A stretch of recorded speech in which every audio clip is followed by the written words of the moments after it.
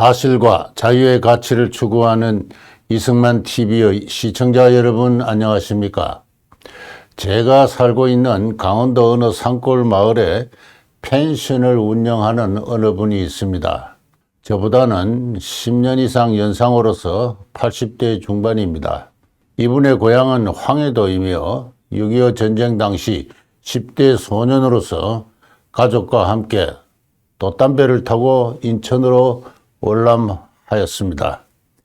인천 부두의 피난민 수용소에서 출발한 그분의 남한 인생살이에서 최초의 직업은 미국 병사의 하우스보이였습니다. 그리고선 미군 부대에 PX 물품을 취급하는 장사를 했습니다. 그런대로 돈을 벌기도 했지만 때로는 경찰의 신문에 걸려 번 돈을 모두 압수당하기도 했습니다.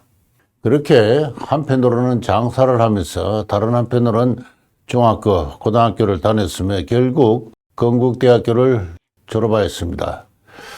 이후 이분의 주요 생활 무대는 서울시 관악구 신림동, 봉천동 일대였으며 거기서 건축자재 등을 취급하는 사업을 하였습니다. 돈을 많이 벌기도 했고 부도가 나서 망하기도 했지만은 오직 근면과 정직으로 신용을 쌓아온 결과 그를 믿는 사람들의 지원으로 재기에 성공하였습니다.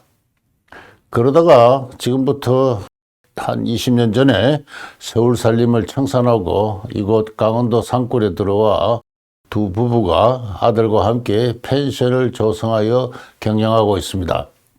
정치적으로는 반공정신에 투철한 월남민으로서 보수 우파의 정당을 쭉 지지해 왔으며 지역의 유력 정치인을 후원해 왔습니다.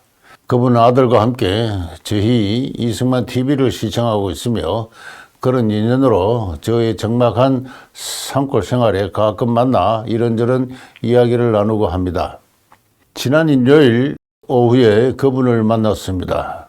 그분은 요사이 나라 걱정에 밤잠을 잘 이루지 못한다고 합니다. 김일성 치하에서 살던 그의 가족이 오죽하면 정든 고향집을 버리고 돛담배를 타고 인천으로 내려왔겠는가.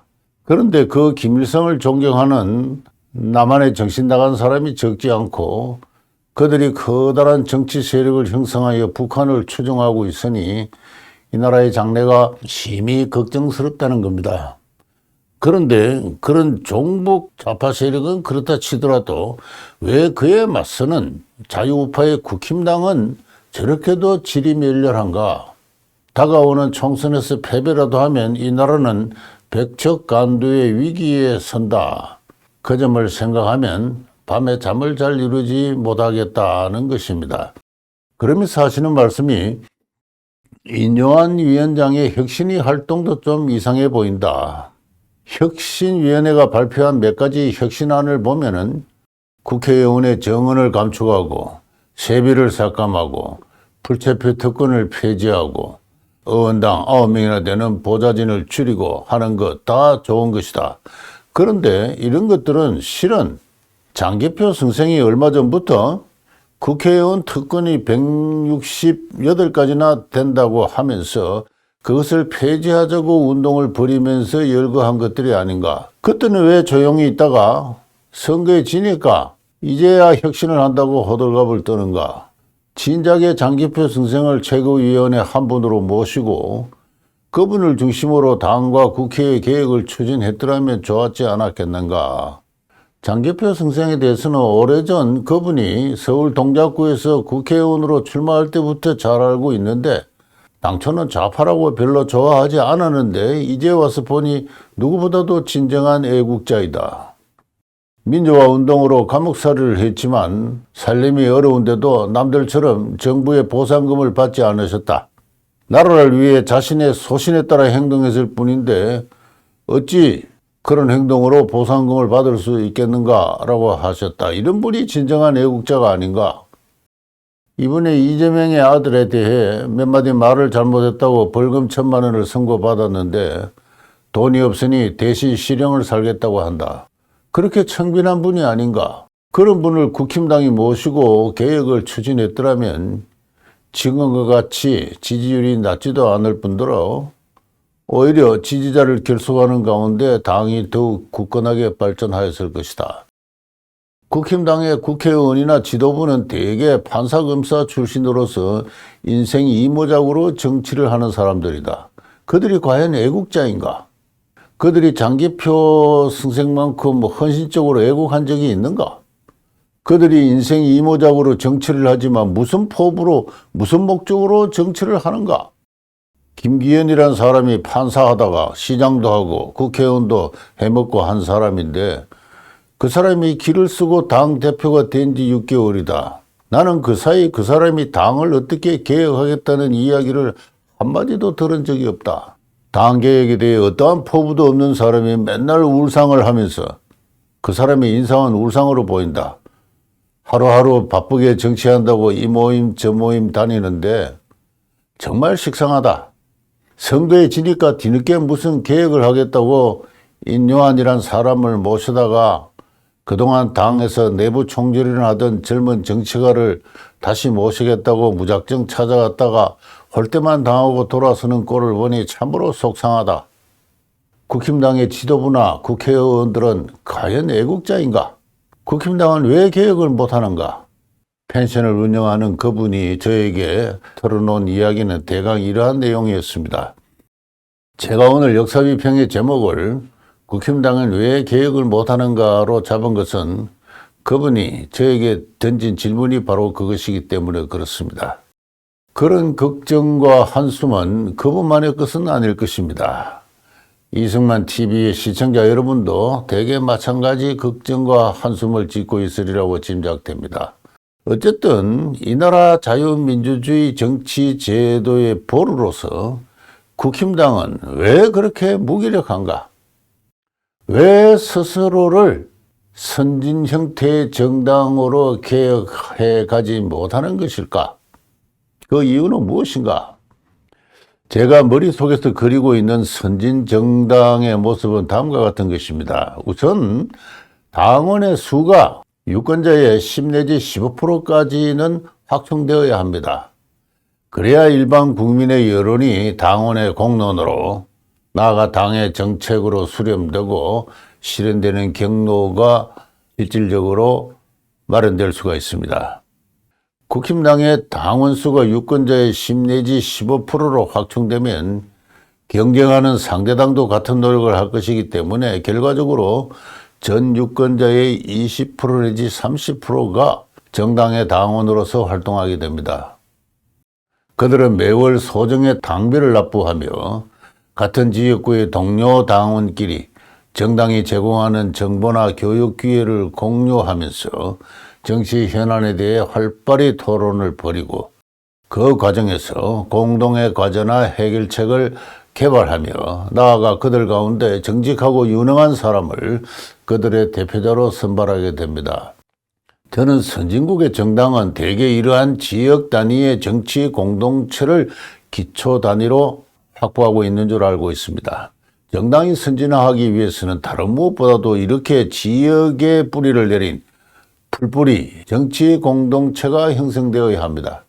그렇지만 우리나라의 경우 전 유권자 가운데 정당에 가입한 사람의 수는 한 4% 수준에 머물고 있는 것으로 알고 있습니다. 어느 통계를 보니 미국의 경우 전 국민의 근 40%가 공화당이나 민주당 어느 한 정당에 가입해 있습니다. 저는 지금처럼 우리 국민들이 정당 활동에 참가하지 않거나 그에 무관심하거나 심지어 기피하면서 그에 대해서 이리저리 비판만 하는 그런 풍토에서는 선진적인 정당 정치는 나아가 선진적인 민주정치는 불가능하다고 생각합니다. 그래서 제가 만약 국힘당의 대표라면 그야말로 만약입니다만 저는 다른 무엇보다도 당원 수를 크게 늘리는 일에 최선의 노력을 기울일 것입니다.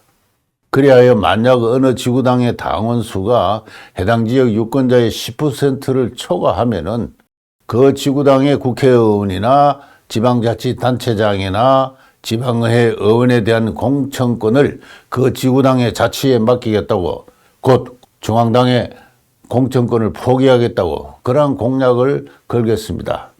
그러한 요인을 제공하면은 정치의 뜻을 둔 유망한 젊은이들의 활발한 참여로 지구당이 활성화하고 지역 주민의 관심을 끄는 가운데 당원의 수가 크게 확충될 것으로 믿습니다.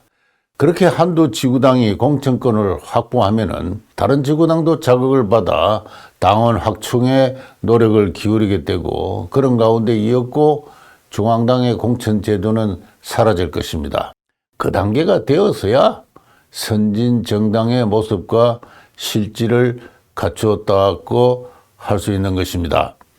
따지고 보면 지금처럼 국힘당이나 민주당이나 마찬가지입니다만은 당 중앙이 하향식으로 지구당의 국회의원, 지방자치단체장, 지방의회 의원에 대한 공천권을 행사하는 것만큼 후진적이고 비민주적인 정치 행태는 없다고 생각합니다. 당대표를 서로 하겠다고 난리를 치고 이를 두고 당내 파벌이 생기고 국회의원이 헌법상의 독립기구라고나 하나 매번 당 지도부의 눈치나 보고 유력 한두 정치가의 이해관계에 불과한 당론으로 국회의원의 의사결정권을 침해하는 등등 이 같은 오늘날 한국 정당과 국회의 그야말로 후진적인 행태는 거의 모두 당 중앙이 공천권을 행사하는 잘못된 제도와 관행에서 생겨나는 병폐입니다. 심지어 요사이 국힘당의 혁신위가 그 공천권을 담보로 해서 영남 출신의 다선 국회의원에게 수도권에서 출마하라고 강요하고 있는데 저는 이것은 어느 사람에게 죽으라고 자살을 하라고 강요하는 것과 같은 행포와 다름없다고 생각합니다. 또한 선거철이 되니까 대통령실에 근무하던 비서관이나 행정관이 국회의원에 출마하겠다고 사표를 내고 있거나 또는 몇몇 장관이 출마 채비를 서들고 있는데 이 역시 한심하기 짝이 없는 정치 행태입니다. 윤석열 정부가 출범한 지 이제 1년 6개월입니다. 이제서 겨우 업무를 파악하고 조직을 장악한 장관이나 비서관들이 국회의원을 하겠다고 현직을 그만두는 것은 중대한 직무유기라고 저는 생각합니다. 정부 부처의 장관이나 대통령실 비서관에 부여된 공적 책무는 따지고 보면은 300명 중에 하나에 불과한 국회의원 이상으로 막중합니다. 무슨 개혁의 포부가 있었길래 장관직 제안을 수락한 것 아닙니까? 남은 3년 6개월 동안 오로지 그 하고 싶었던 개혁의 꿈을 실현하는 데 최선의 노력을 다해야 될 것이 아닙니까? 연후에 임기가 다한 뒤 소기의 성과를 이루고 그 보람으로 훌훌 자리를 털고 야인으로 본래 직업으로 돌아가는 것이 진정 아름다운 공인으로서 정치인의 모습이 아닙니까? 이 모든 병폐는 다시 말씀드리지만 당 중앙이 하향식으로 행사하는 공천제도의 그 원인이 있습니다. 국힘당의 김기현 대표에게 묻습니다. 당신은 무슨 꿈으로 정치를 시작했습니까? 무슨 포부가 있어서 길을 쓰고 당 대표를 하고자 했습니까? 국회의원이 그리도 좋아 보였습니까? 당 대표가 행세하는 공천권이 그리도 위풍당당해 보였습니까? 일개 지구당 선거에 졌다고 물러가라는 소리에 그렇게도 위축될 참이라면, 그렇게 소심한 사람이라면 무엇 때문에 정치를 시작했습니까? 애당초 당원 모두가 공유할 개혁의 큰 깃발을 흔들지 못했기 때문이 아닙니까? 아니, 그런 꿈이 있기나 했습니까? 선진정당으로 향하는 개혁의 또 하나의 과제는 당의 이념적 정체성을 명확히 하는 것입니다. 이념이 없는 정치는 엽관 활동에 불과합니다. 앞서 제기한 당원의 확충도 광명정대한 큰 이념의 정립이 없이는, 큰 이념의 제시가 없이는 불가능한 일입니다. 국힘당의 정체성으로서 이념은 무엇입니까?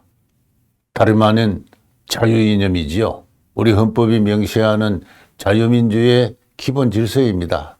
이 땅에 자유의 이념이 도입되고 정착하고 발전해온 그 역사 위에 오늘날의 국힘당은 존재하고 있습니다.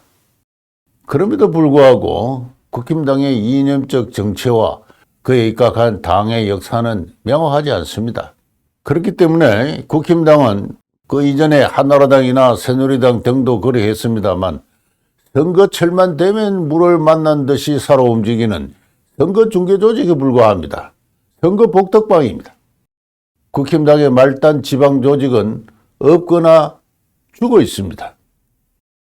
언젠가 이 방송을 통해 지적했습니다만 국힘당은 그 당의 역사를 1997년에 한나라당부터라고 이야기하고 있습니다. 이 나라의 자유민주 정치 제도를 수립하고 발전시켜 온 이승만, 박정희, 전두환, 노태우 대통령으로 이어지는 자유당, 공화당, 민주당, 민자당의 역사를 배제하고 있습니다. 이들 정당에는 많은 결함이 있었습니다. 누가 그걸 부정하겠습니까?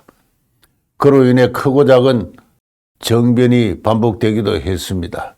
민주주의의 전통과 경험이 없는 신생 후진국이 정당 정치를 실천함에 있어서 수많은 우여곡절을 겪게 되는 것은 너무나도 당연한 일이었습니다. 이들 정당은 많은 결함에도 불구하고 많은 공적을 남겼습니다. 과는 과대로, 공은 공대로 평가하는 것이 진정한 역사입니다. 그러한 시각에서 국힘당은 이 나라의 자유민주주의와 경제발전을 이끌어온 역대 정당을 자당의 역사로 편입하고 그에 상응하는 70년 당 역사를 재정립하지 않으면 안 됩니다. 그렇게 해야 이승만 대통령이 건국을 하고 박정희 대통령이 부국을 하고 전두환 노태우 대통령이 40년 전통의 권위주의 정치와 국가주도 경제체제를 연착륙시킨 공적들을 평가하고 나아가 개성할 수가 있습니다. 현재 국힘당을 주도하는 정치를 인생 이모작으로 즐기는 판검사 출신의 정치인들은 도무지 이 같은 역사의 전환을 이끌어낼 용기와 지성을 결여한 사람들입니다. 몇 달 전의 해프닝입니다. 국힘당 태영호 최고위원이 제주도 4.3 사건은 김일성의 지시로 일어났다고 발언했다가 당의 징계를 받았습니다. 그 발언은 역사가 입장에서는 전혀 문제될 바가 없는 오히려 정당하기까지 한 것입니다. 그 발언을 징계의 대상으로 삼다니요. 그것으로 표를 잃는다고요? 아니 그것으로 얻을 표를 계산하지는 않습니까? 그렇게 소심해서야 어찌 당의 역사를 재정립하고 당의 이념적 정체를 분명히 하는 보다 격렬한 도전이 예상되는 그 작업에 착수나 할 수 있겠습니까? 당의 이념적 정체와 역사를 바로잡기 위해서는 당 중앙의 연구와 교육 기능이 강화되어야 합니다. 이를 위해서는 정치를 인생 이모작으로 하는 사람이 아니라 젊은 시절부터 자유이념의 전사로 스스로를 훈련하고 성장해온 인재들을 발탁해야 합니다. 그리고선 그들에게 당 운영에 참여할 실질적인 권한을 부여해야 합니다. 그들을 여의도 연구원의 원장으로 당 최고위원회 일원으로 초빙해서 당을 이념적으로 활성화해야 합니다. 사방을 살피면 그에 합당한 인재들이 곳곳에 널려 있습니다. 앞서 말씀드린 장기표 선생은 그 민주화운동의 사안 역사이신 그분에 대해서는 더 이상 이야기하지 않겠습니다. 국힘당의 광주시 지구당 위원장을 역임한 주동식 씨도 그 한 사람입니다. 주동식 씨는 국힘당의 불모지인 광주에서 지구당을 맡아 광주의 인심을 돌리는 이 일에 헌신하였습니다.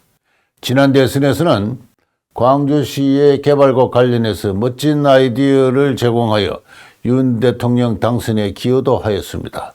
그런 분을 무엇 때문에 버리고 있습니까? 저는 펜앤마이크 인터넷 신문에 정기적으로 실리는 주동식 씨의 컬럼을 빼놓지 않고 즐겨 읽습니다. 제가 아는 한 그의 컬럼은 그 지적 수준이나 정치 감각에서 이 나라의 최고 수준입니다. 그 외에도 열거할 분들이 많이 있습니다. 월간조선이라는 잡지에 정기적으로 기고도 하면서 여러 포럼에 강연을 자주 다니는 이강호 씨는 정당 정치의 경험도 있는 가운데 역시 최고 수준의 정치 철학과 역사의식을 보유한 분입니다. 우리 이승만 학당의 김용상 선생은 한국 근현대사의 크고 작은 사건에 관한 최고의 전문가입니다. 이런 분들을 초빙해서 혁신위원회를 꾸렸어야 할 일입니다. 저는 지금의 혁신위원회가 무엇을 하자는 것인지 소리는 요란하지만 그 내실은 조금도 이해할 수가 없습니다. 이제 결론을 맺겠습니다. 이 나라 자유민주 정치 제도의 보루인 국힘당을 선진화해야 합니다. 적어도 10년은 걸릴 장기의 개혁 과제입니다. 초조해야 할 필요는 없습니다. 늘상 출렁이는 정치의 단기 파동에 흔들릴 필요는 없습니다. 이 나라는 쉽게 망하지 않습니다. 그런 자세에서 꾸준히 당원을 확충하고 지구당을 활성화하고 중앙당의 공천권을 폐기하고 당의 이념적 정체와 역사를 확립해 가길 바랍니다. 10년이면 충분합니다. 경청해 주셔서 대단히 감사합니다.